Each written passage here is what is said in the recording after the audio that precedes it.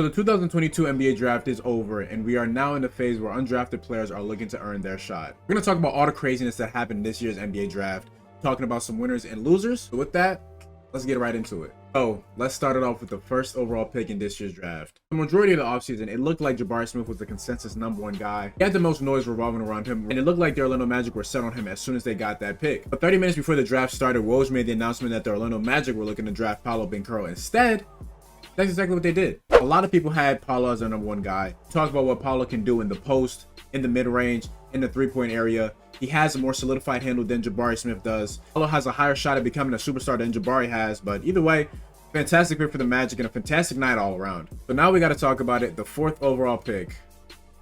The Sacramento Kings did it once again. Now, I'm not going to bag on this pick because I do like Keegan Murray, and he's one of the most, if not the most, NBA-ready player in this year's draft. And to top it all off, he's a 6'8" wing, you know, and everybody knows wings run the league. But at the same time, I mean, Jaden Ivey was right there for the tanking. What is Keegan Murray's ceiling? Because he's not deceptively fast. He doesn't have great athleticism. The shot isn't like automatic, and the ball handling isn't really there. So he has a bunch of good things, but like, what's the thing that pops? Looking at prospects that can, you know, change the franchise around, you're looking at guys that, you know, have something, a skill that pops in the footage. I don't know. I'm not bagging on the Kings for the pick, but if I was the GM, I would have definitely took an Ivy. So now that we got through that, first and biggest winner, I believe, in this year's NBA draft was the Detroit Pistons. The Pistons had Jaden Ivey fall right into their lap at 5. Already have your superstar player in Cade Cunningham, Jaden Ivey. You have an explosive backcourt. Like, the fit is seamless. I mean, Cade Cunningham is that superstar. He can shoot the ball. He has the length. He has the playmaking.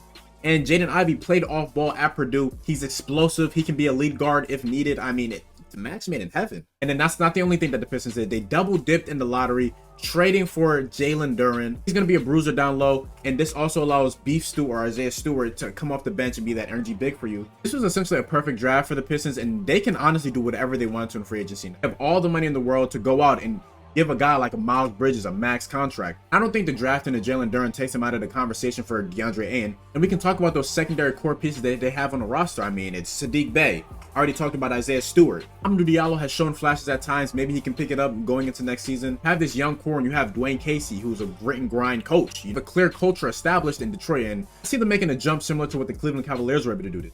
Moving on to my second winner, it's the OKC Thunder, man. What a draft they had. Chet at 2nd. They traded up with the Knicks at 11 and then selected 12th as well. And they took Ousmane Dieng and Jalen Williams back-to-back picks. Jalen Williams is more the safe option, whereas Ousmane Dieng is more the player that you're looking to grow and see what he can become. Taking a shot at potential with him, which I really like for the Thunder. And considering how young that team is, he's going to get minutes and have the opportunities to make mistakes, work through those mistakes, instead of like riding on, you know, a playoff team's bench where it's not really going to get many opportunities. I think they still got to figure out the center situation, what they do there. Maybe that's another team that looks to throw money at DeAndre Ayton. We'll see.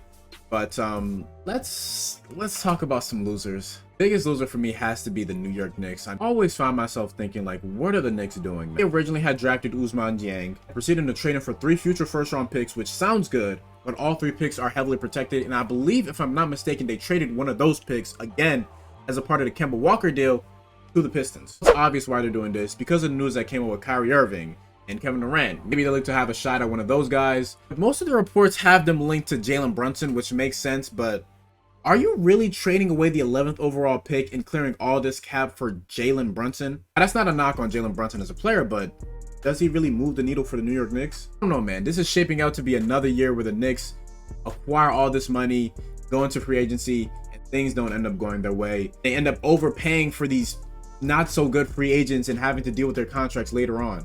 Moving on to my second loser, I gotta give it to the Charlotte Hornets, man, because I figured that they might look to move one of their lottery picks, but you have an opportunity to draft a versatile 3-and-D wing who is the best shooter coming into the draft in AJ Griffin, and you pass up on that for a 2025 Milwaukee first in a couple seconds? And not to mention, we go into the second round and they draft Bryce McGowan when you already have Terry Rozier and LaMelo Ball and James Bouknight, who you took in the first round last year, that's gonna have to get minutes. So where are the opportunities for McGowan's gonna come from? Kenny Atkinson backed out. They scared to pay Miles Bridges. Let's even talk about potential trades of Gordon Hayward or Terry Rozier, one of the vets on the team. I mean, it's very confusing in Charlotte. And besides those two, I can't really think of any other losers in it. draft. I feel like everybody else had a solid draft. With that though, guys, the draft was amazing. Can't wait to see what these players do on their new teams. The NBA offseason just getting started. We're gonna see a lot of trades, a lot of crazy signings. Summer League will start off soon, and I'm gonna be here to give you guys endless content. Like I say in every video, please like if you enjoyed it, subscribe if you are new. See you guys in the next one, man. Peace.